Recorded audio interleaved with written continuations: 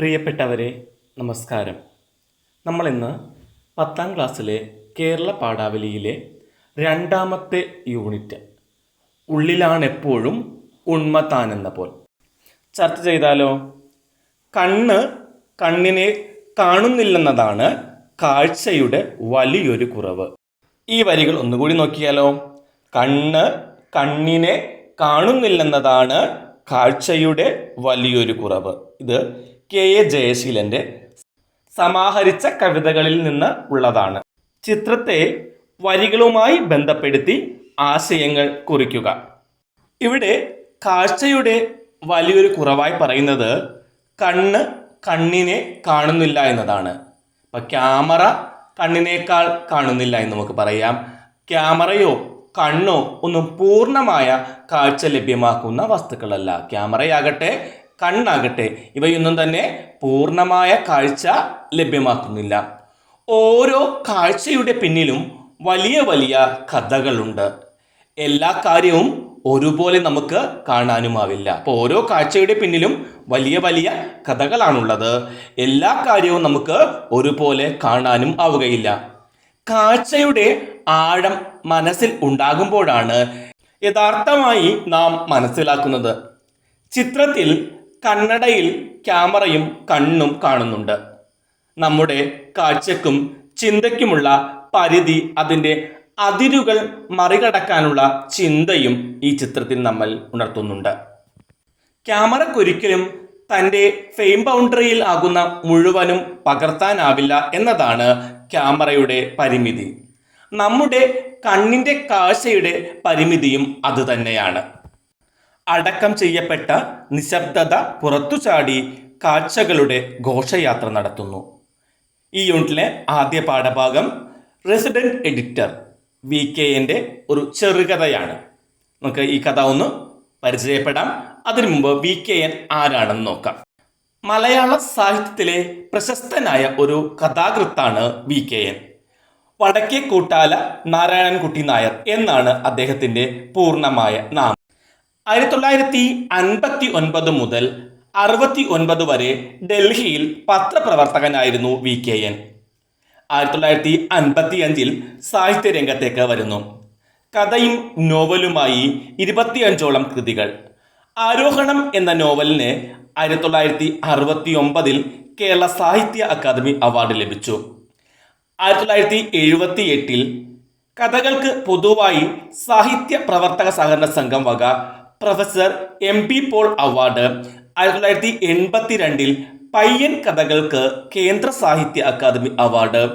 1987 മതേതരത്വം മുൻനിർത്തിയുള്ള രചനയ്ക്ക് MJ അക്ബറോടൊപ്പം ഡൽഹി ആസ്ഥാനമായുള്ള organisation of understanding award. Kerala Sahitya അക്കാദമിയുടെ വൈസ് പ്രസിഡന്റ്, കിള്ളിക്കുറിച്ചി മംഗലത്തെ കുഞ്ചൻ നമ്പ്യാർ സ്മാരകത്തിന്റെ ചെയർമാൻ. ഇങ്ങനെ പല നിലകളിൽ പ്രശസ്തനായിരുന്നു അദ്ദേഹം.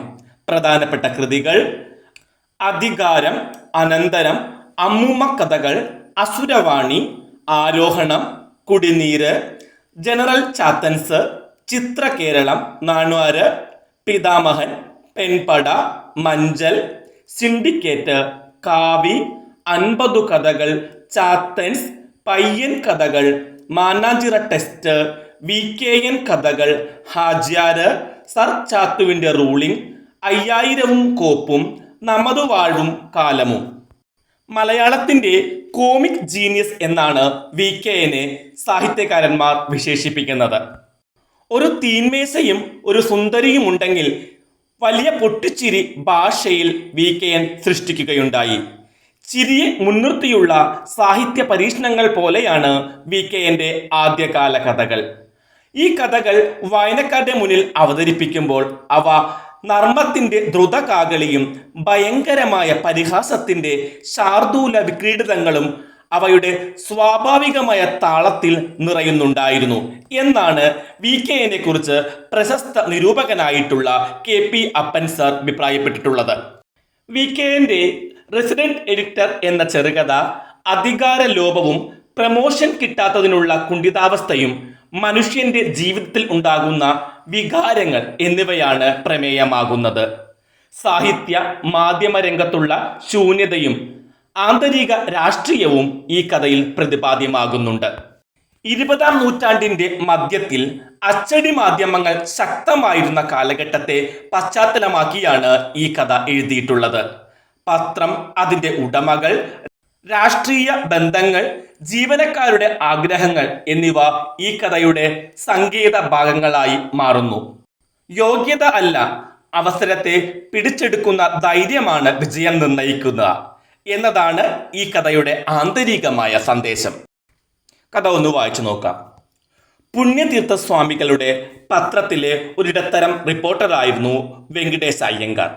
നഗരത്തിലെ മജിസ്ട്രേറ്റ് കോടതികൾ ചുറ്റി കുറ്റവും ശിക്ഷയും കണ്ടെത്തുക, സന്ധ്യക്ക് മാമ്പലത്ത് കയ്യാങ്കളി ശാസ്ത്രികൾ നടത്തുന്ന രാമരാവണ യുദ്ധം എന്ന പ്രഭാഷണ പരമ്പരയെക്കുറിച്ച് നിത്യവും പത്രത്തിൽ അരക്കോളം എഴുതുക എന്നീ മെയ്യനങ്ങാ വേലകളായിരുന്നു അയ്യങ്കാരുടെ സാഹിത്യ പ്രവർത്തന പരിധിക്കകം.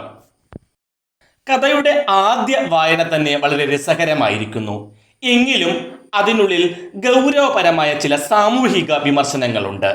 VKN ഇവിടെ വ്യംഗ്യശൈലിയിലൂടെ മാധ്യമ ലോകത്തെ, അതിലെ അധികാര ബന്ധങ്ങളെ, മനുഷ്യ മനസ്സിലെ താഴ്മ, അഭിമാനം എന്നിവ നല്ല ഹാസ്യത്തിലൂടെയാണ് അവതരിപ്പിക്കുന്നത്. കുറച്ചുപോലും വില കൊടുത്തിട്ടില്ലെന്ന് തോന്നുന്ന ഒരാളാണ് വെങ്കിടേശൻ. എന്നാൽ ഒരു സംഭവ വികാസത്തിലൂടെ തന്നെ ചീഫ് റിപ്പോർട്ടർ ആകണമെന്ന ആവശ്യം ധൈര്യത്തോടെ അറിയിക്കുകയും ഒടുവിൽ വലിയൊരു പദവി നേടിയെടുക്കുകയും ചെയ്യുന്നു.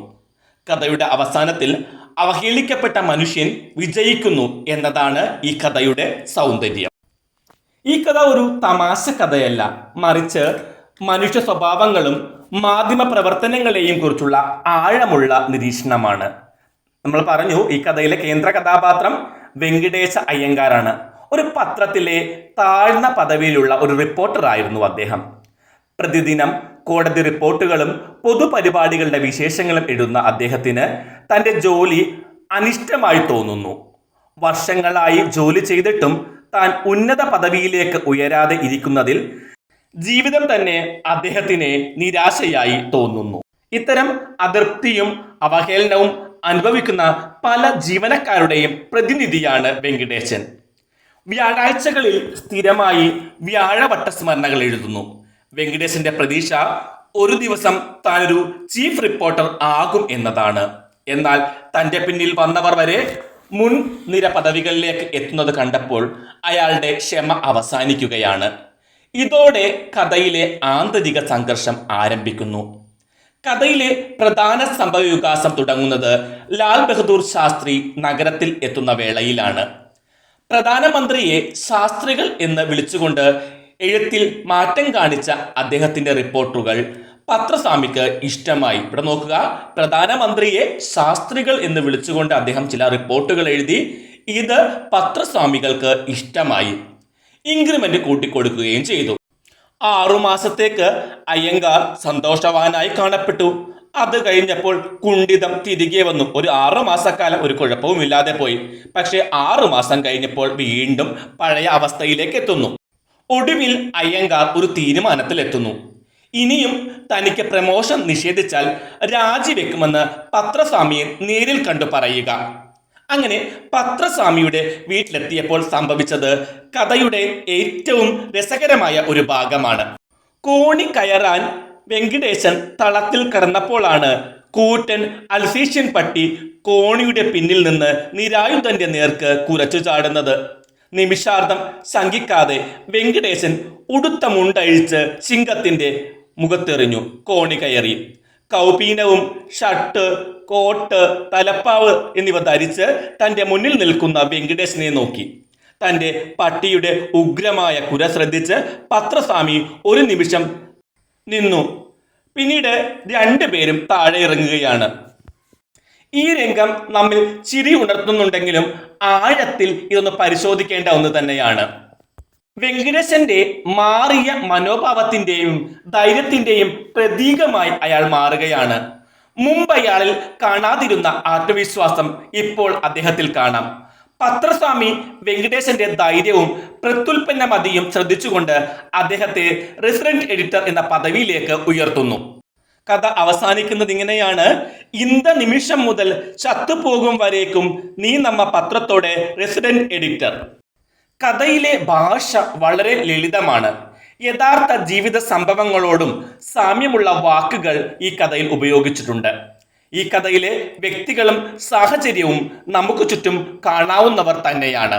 ഈ ക്ലാസ് നമുക്ക് ഇവിടെ അവസാനിപ്പിക്കാം. ഇതിൻ്റെ പഠന പ്രവർത്തനങ്ങൾ മറ്റൊരു ക്ലാസ്സിൽ നമുക്ക് ചെയ്യാം. ക്ലാസ് ഇഷ്ടമായെങ്കിൽ ലൈക്ക് ചെയ്യാനും ഷെയർ ചെയ്യാനും ഒന്നും മറക്കരുത്. അതുപോലെ സബ്സ്ക്രൈബ് ചെയ്യാത്തവരുണ്ടെങ്കിൽ സബ്സ്ക്രൈബ് ചെയ്യുമല്ലോ. മറ്റൊരു ക്ലാസ്സുമായി കാണും വരെ എല്ലാവർക്കും നന്ദി, നമസ്കാരം.